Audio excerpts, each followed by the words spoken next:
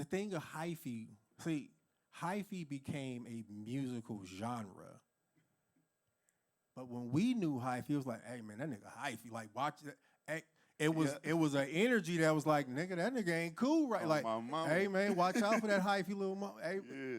So it wasn't, it didn't become codified as a music thing until we were already all out. Yeah. And then it became, oh, that's the hyphy movement. That, man, we was just making music. Because if you think about like earlier Keek and all that type of shit, they wasn't calling it hyphy music when Keek was making, like, this was Keek shit. Yeah. You know what I'm saying? A lot of the building blocks for the idea around what became signified as hyphy came particularly out of I think it was Keekicidal, that particular album, and it came out of records that Keek was doing with Rick Rock, and it was a whole thing that was a continuation of a certain energy in the Bay. But so when we came in, it was really like, it wasn't that, like, Mac Dre wasn't hyphy. He was Thiz. Too hard right? for the fucking Right. radio. So you got Mac Dre, you got folks like us with Frontline, you had the team, you had Fab, you had Balance, you had done all them folks over there in Dundee, and you had all the folks like you had this.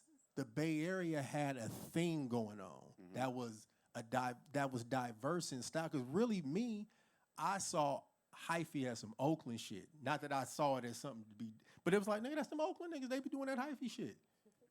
It wasn't because it wasn't like I looked down on it, but I saw it as I codified hyphy as Oakland.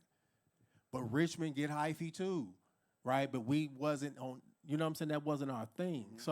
So for us, when we was making What Is It and When You Want It, Bang It, and songs that was getting played in the club in the same sure, mix as the hyphy. So it was a thing where it was like, I enjoyed being a part of the Bay Area culture. And our music fit the time, that particular time, that became known as the hyphy movement. A part of the problem to me, though, what happens with movements, no different than disco. Disco became a thing that people decided to vilify as a musical genre that needed to die. But disco was really dance music, right? Once it became codified as disco is when it became co-opted. And once it became co-opted, it became formulaic. And once it became formulaic, that shit got tired because everybody making the same shit. And it watered it down. But that early hyphy shit, man, the clubs in the Bay was some of the most electric, purest energy you can fucking find. As much as I wasn't gonna be a nigga dancing on top of a bus, I saw them niggas hijacking them AC transit buses. Yeah. Like, it was an energy that like ghost riding whips and doing like that shit was ours. R.P. Critty Bo, he started that shit, man. Ghost Town's finest.